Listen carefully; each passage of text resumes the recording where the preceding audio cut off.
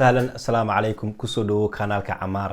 kanaalkan ugu talagalay dhalinta entrepreneurska hal abuurada meel ay ka qaataan energy-googa meel ay business-kooga ka dhisaan kanaalkan wuxuu ka anfici doonaa saad team u sameyn lahayd saad u maalgashan lahayd masjidada hadda cusub ee online-nada ganacsiyada banaan meelaha ka gali karayso fursado meelaha ka banaan yihiin kuwii wadankii iyo kuwa halkan joogaba fursado ay ka faa'iideysan karayaan buugaagtaad u baahan tahay inaad akhrido si aad personal development-kaaga kor u qaado waxyaalada business-ka aad iska ilaalinayso waxyaalada aad u baahan tahay inaad aad focus ka saarto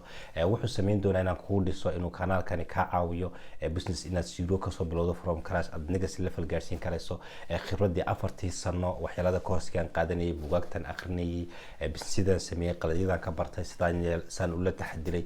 dhamaantood oo dhanad ka hesho sidoo kale maalka ay ka dhacsan tahay aad hoos u taala aad kor ka heli doonto energy aad legacy level ku qaado ku dhiiri gelinaysa ku horseedaysa inaad legacy level kaaga sameeyso waxyaalada aniga isku dhiiri gelinay waxyaalada ku dhiiri gelin karaya waxyaalada aad u baahan tahay inaad business kaaga aad u sameeyso ma jiro qof sax mar walbaaba oo dhiiri gashan oo business sameeyo right so dadka business wax badan agaar kuwa ku xeersan dad asxaabtooda ama business kala sameynay dad suudo kala mindset dad hungry dad raba inay wax ka mira dhaliyaan nolosha maadaama laga hadana dadka haysan wuxuu ku noqon doonaa channelkani kii adiga la saaxiib lahayd kii mar walba ku sameyn lahaa adiga inuu kor ku qaado energy-gaaga kor u qaado mar walba ku motiveegaraya waxaanu qaybin doonaa laba nooc mid ah strategy iyo business iyo qaabiyada business-ka loo soo bandhigayo iyo maalin ah in aan motivation-kaaga dhiirigelinta personal development-kaaga saad mindset-kaaga u kordhileed sad aqliyan u kobci lahayd sida team-kaaga u dhisi lahayd waxyaalada uga baahan tahay inuu labada focus ka saaro waxaan kaloo focus ka saari doonaa strategy-yada kala duwan ee business-yada guuliga gaar ahaan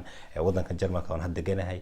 business-ka strategy-yada ay isticmaalaan shirkadooda maxaa u sababa inay yihiin shirkadaha adduunka hogaaminaya ama business-ka ha noqoto caadiga baabuur soo saaridda ama ha noqoto sida kubadda kala buy motion oo kale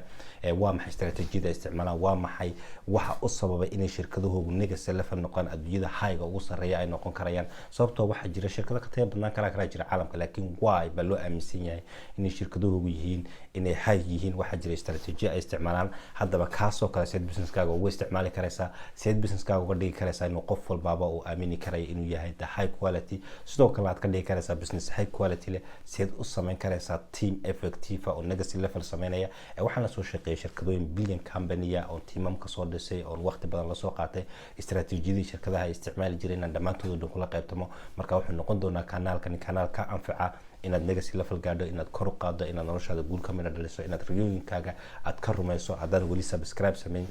samee sababtaan u sameeyay kanaalkana waxa weeyaan markaan business-ka soo galay 4 sano ka hor ma jirin channel Soomaaliya oo kaliya special u noqday sidoo dadka business-ka bilaabay legacy level u gaarsiin la ama buugaagta ku soo bandhigo ama ku soo bandhigo meelaha koorsiyo fiican ka qaadan karayso waxyaalaha strategy isticmaali karayso soo wuxuu noqon doonaa kanal dhisno community isku duuban is caawinaysa legacy level gaarsiinaysa mid walbaaba hadaf riyooyin leeyahay riyooyinkiisa sidoo uga mid dhalin lahaa jidka uu soo mari lahaa insha Allah inaan wada jir isku sii raacno aan guul ka gaarno